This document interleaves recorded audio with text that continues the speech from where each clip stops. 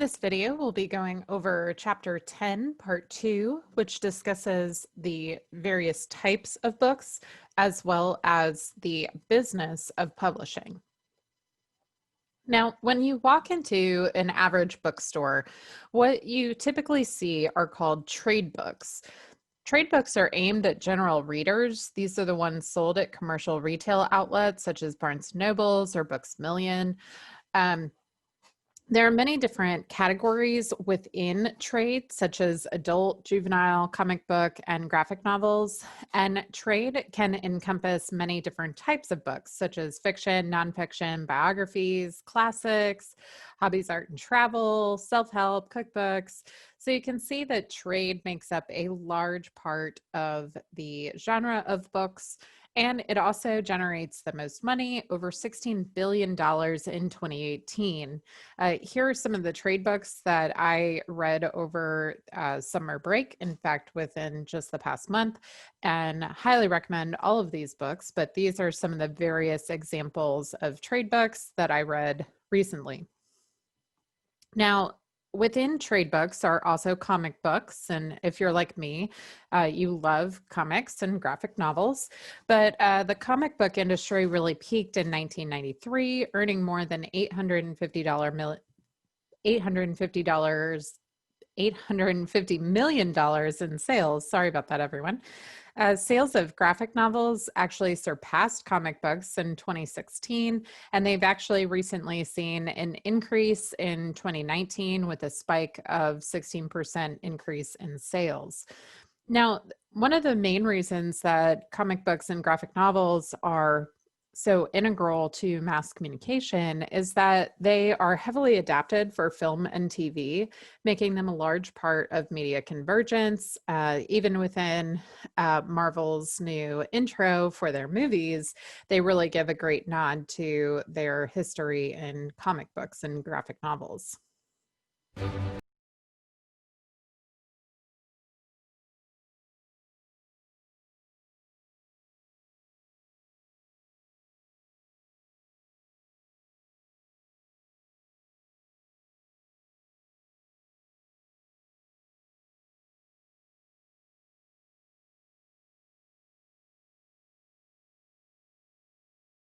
On there to the evolution from comics to various other types of movies and television about those comic books and graphic novels.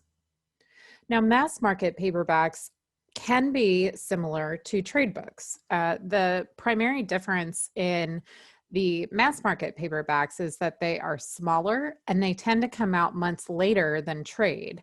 So while they are sold in bookstores, they are not usually the first thing that you see when you walk in. There's usually a paperback section of those trade books. But trade really became an industry to market cheap Western books, crime novels, romance novels, things of that nature. So like those Nicholas Sparks books or the Sweet Magnolias series by Debbie Macomber, those types of things are things you would think of in the mass market paperbacks. So again, a trade book can start out as a trade book, kind of that larger volume, typically hardback, and then move into a more mass marketed form of paperbacks. Now, mass market paperbacks have the smallest profit margin of all book formats because they are just meant to disseminate widely and they're really cheap. Mass market paperback sales actually dropped recently, but there are high convergence rates. You can think of Sweet Magnolias or Nicholas Sparks' The Notebook. They tend to be picked up and turned into either series or romance movies. Another type of book is a professional book. These typically target occupational groups, things like manuals or, books specifically for a certain profession. Those would be considered professional books. Textbooks, on the other hand, are those that are used for educational purposes. One of the first and most widely read is the Eclectic Reader, the McGuffey Reader. It taught spelling and reading simultaneously and was used for many decades in both primary and collegiate education. It's in fact the most widely read secular book, uh, secular meaning non-religious, given that the Bible is the most widely read non-secular book. Now, elementary and high school books were primarily introduced within the 19th century. This is a very large business. Think about the time that you've spent in school prior to college. Think about how many textbooks you had to buy or go through. And so, especially in large states like Texas and California, the adoption of statewide textbooks is a very large market. College textbooks are also very large, and they were primarily introduced in the 1950s, thanks to the GI Bill, where many soldiers needed to be able to access collegiate material regardless of where they were. And so textbooks became a popular form of education. Textbooks are a large industry. However, not a lot of money is actually made off textbooks. In 2018 to 2019, the typical college student spent $492 on textbooks, which is just very sad, but also true. I know that as a PhD student myself.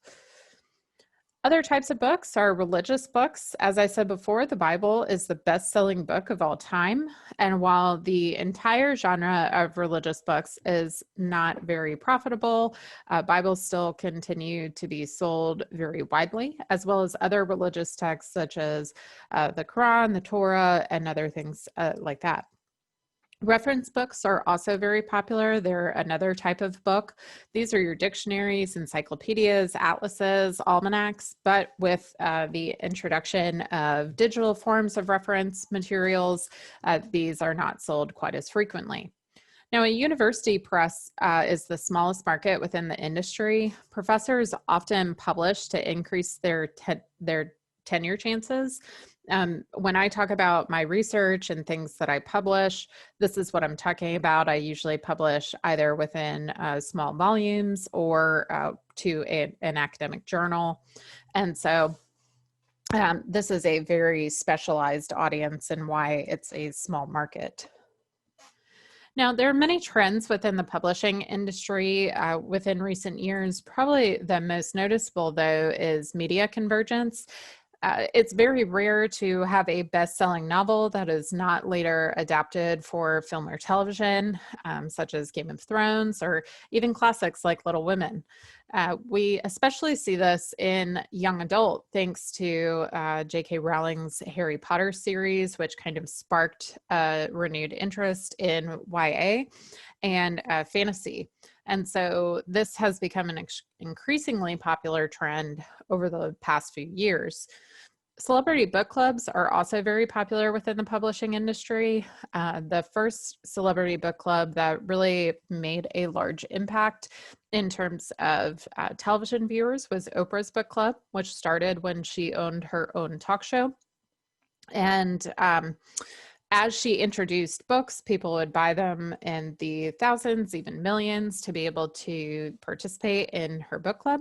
And it created bestsellers. And so we see that with Reese Witherspoon's book club, and even Jenna Bush Hagar has now started one as well. And so you can see how that has really adapted and changed the publishing industry to have a celebrity sponsor. Now, I'm a Harry Potter nerd, you already know that, but Harry Potter actually played a large role in changing the publishing industry in many ways. It was the third most sold book internationally behind the Bible and Mao's Red Book. But besides just being extremely popular, it really changed the way that the industry worked. For instance, you would have never seen midnight release parties for books if it hadn't been for Harry Potter. And as those books gained in popularity, especially after the fourth book, these midnight release parties showed that there can be renewed interest in the brick and mortar bookstore sales, creating large promotions and things of that nature.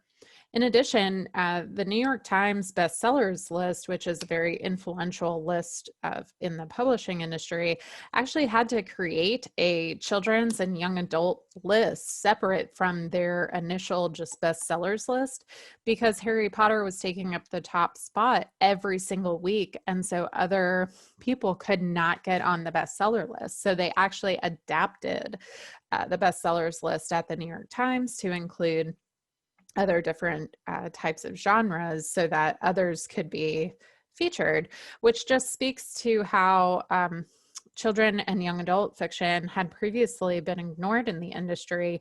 And so the Harry Potter series really showed its ability to sell. And I always like to point out, because it's such an inspiring story, that J.K. Rowling was never meant to have success in publishing. In fact, 12 publishers rejected Harry Potter and the Philosopher's Stone before a publisher gave her a chance. But even that publisher at the time told her to get a day job because she was not going to make money. Her net worth as of 2012 was over $1 billion. And so always have faith in your own projects and know that you don't have to give up on your dreams just because the industry tells you to. Now, another interesting aspect of Harry Potter culture is the fact that it is such an international sensation. But something to think about is that Harry Potter has a very unique challenge in having to be adapted across languages because of various aspects. So take a look. In 1997, J.K. Rowling published Harry Potter and the Philosopher's Stone. But most of our audience didn't actually read that book. They read Harry Potter and the Sorcerer's Stone, or Harry Potter à l'école des sorciers, Harry Potter و سنگ جادو، Harry Potter y la piedra filosofal.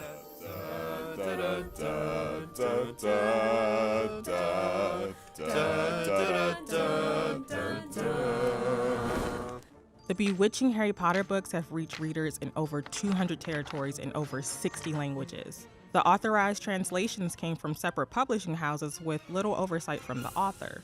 So translators were not only tasked with adapting the text from English into their target languages and cultures, but also making assumptions about Rowling's intentions and translating the spirit of her approach. Their task was particularly challenging because the Harry Potter series is filled with invented words, alliteration, wordplay, and British cultural references. So as you think about the influence of Harry Potter on publishing industry, consider how global phenomenon will continue to have to adapt to various languages, and how those translators really become gatekeepers, because there's many things that occur within the Philosopher's Stone that are changed for Sorcerer's Stone and things of that nature. So it's just another aspect of the publishing industry that is unique. But as we talk about the importance of media conversion and just the adaptability of books to various genres, just remember the book is always better. Now, a lot of people have claimed that books in their physical form would die out with digital influence. However, ebook sales are slowing. While there was an original spike when Kindle was introduced in 2007, Amazon still was selling more print copies than they were actual ebook copies most of the time. So in 2019, print sales actually increased while ebooks dropped. And this is continuing to be a trend with e-reading slowly declining in popularity, including those e-reader sales. However, one area that is growing very rapidly, in fact, it's the fastest growing aspect in publishing, is audiobooks. Again, Audible is the primary publisher for audiobooks, which is owned by Amazon. But you can see that the trend of audiobook listening is continuing to increase, and this is especially true in the time of COVID. Print books still are more popular than ebooks or audiobooks, however. And so it just shows that even though people predict the end of a certain type of mass media like print physical books, that's not always the case. And in fact, 37% of US adults say that they only read print books, while a large portion of the population actually reads both. And that I fall into that category where I read both physical books and digital books. So as I've been saying, there is no indication at this time that digital will truly take over print books, although in certain industries such as references and textbooks, there is growing popularity and need for digital copies of these regularly printed materials. Now, overall, book sales in all formats are trending upward since 2013. 72% of Americans read books regardless of format, and Americans typically read an average of 12 books a year. 65% of us read at least one print book each year, while 25% read an ebook every year, 20% listen to at least one audiobook per year, but 27% of the American population says they haven't consumed a book in any format within the past 12 months, which is slightly concerning, but could be related to some of the demographic factors of reading, such as education, access, and socioeconomics. Now, in terms of COVID-19, the industry really saw sales of books, ebooks, and audiobooks soar. However, the success for the certain types of books and formats of books was not in small bookshops or publishers. A lot of those small shops are having to go out of business because there was not enough foot traffic in the brick and mortars. So really, digital publishers like Amazon were the primary benefactors of that increase in sales. And, you know, if you're guest on, you're probably part of that 27% who haven't consumed books in any formats. So maybe you like pictures more than you like actual reading. So now that we have discussed the impact of digital on publishing, I want you to go into the discussion post and talk about how digital influence has changed the industry. Then you're going to watch our last video for this chapter, which talks about issues in the publishing industry. You'll discuss gatekeeping in terms of libraries and schools.